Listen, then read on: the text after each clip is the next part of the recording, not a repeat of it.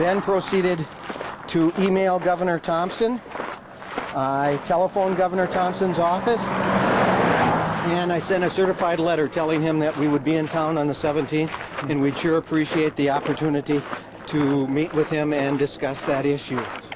Probably 5 days ago, I received a call from the governor's office saying, "What can we do for you?" And I said, "Well, we'd really like to meet with the governor." They said, "Well, the only way that can be done is if you fax a request into Pat Hagerty, who's evidently something to do with setting up his schedule." So that fax was sent out, and since then we haven't heard anything. So I am anticipating that we will indeed have the opportunity to sit down with the governor of our great state and talk about probably the most important issue facing the state. Well, to wrap up this interview, I just wanted to thank you for letting us come out here and chat with you while you're walking here. I know it's a little difficult to do the walk and the talk, but you know, this is a pretty significant issue about the future of education in the state. And as Governor Thompson is the governor of education, or likens himself to be, what do you characterize is the state of the state right now with regards to public education? I kind of compare it, to be honest, to cancer. And what I mean by that is a lot of times, you know, we hear so many advertisements and hospitals and various doctors and such saying, you know, you have to have an annual checkup, you have to catch these things early so you have a chance of conquering them. And I'm afraid that because of the revenue caps, it's kind of like a slow process. And once the people in the state really start to see the negative effects of revenue caps, I'm not going to say it'll be too late. It's going to be awfully close to that. But by then the damage is going to be so great that we're going to have to literally throw millions and millions of dollars to try to get it back up to par. I don't know if most people realize that back in the 1970s, California was very involved in something that was called Proposition 13, which included revenue caps.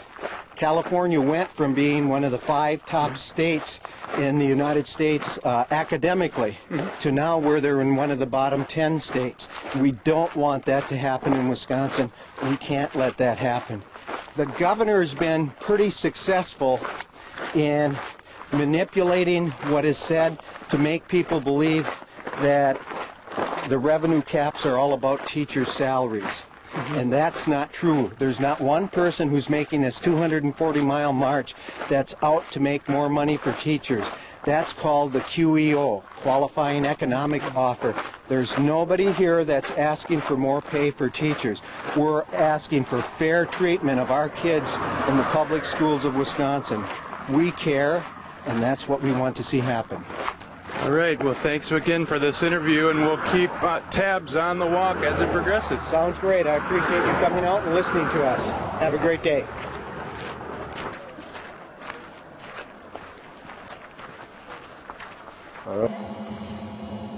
I saw Lueck way up at the top of the hill. That's right.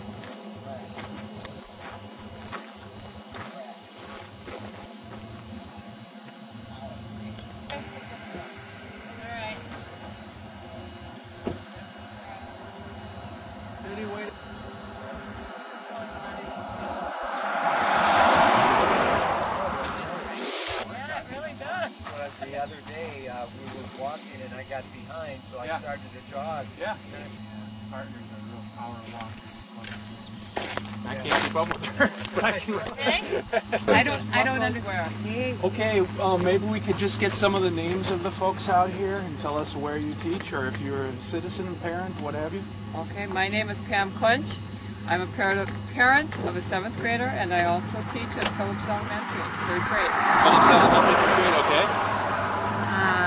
Terry Hansen. Oh, yeah. Where am I? My name is Terry Hansen, and I'm a teacher's aide in the Phillips School District with the Gifted and Talented program. Okay. And yourself, working on the banner here? I'm Joanne Pine. I'm a 5th grade science teacher in the Phillips School District. Okay. Meet someplace, he said, and walk, so maybe if you want to drive ahead up and catch him. And catch him up there. Okay. Okay. We'll do that. Thank you. Good pace. Yeah. This is very nice. Okay, we're a little bit up the road from the folks you just saw, and we're going to talk with a few of the bicyclers. Tell us your name, sir.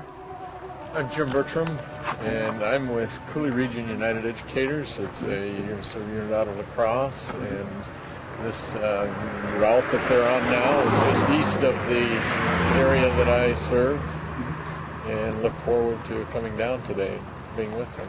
Tell us, in your capacity in your line of work, what motivated you to come out here today? What's your intention?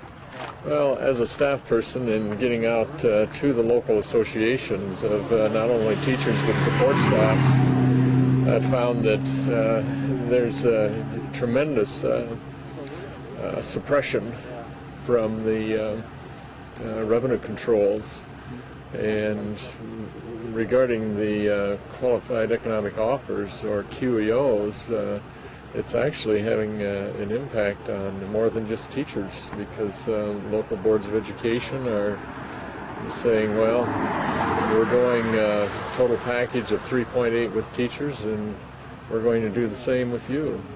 And the response from the support staff is, but it doesn't apply to us.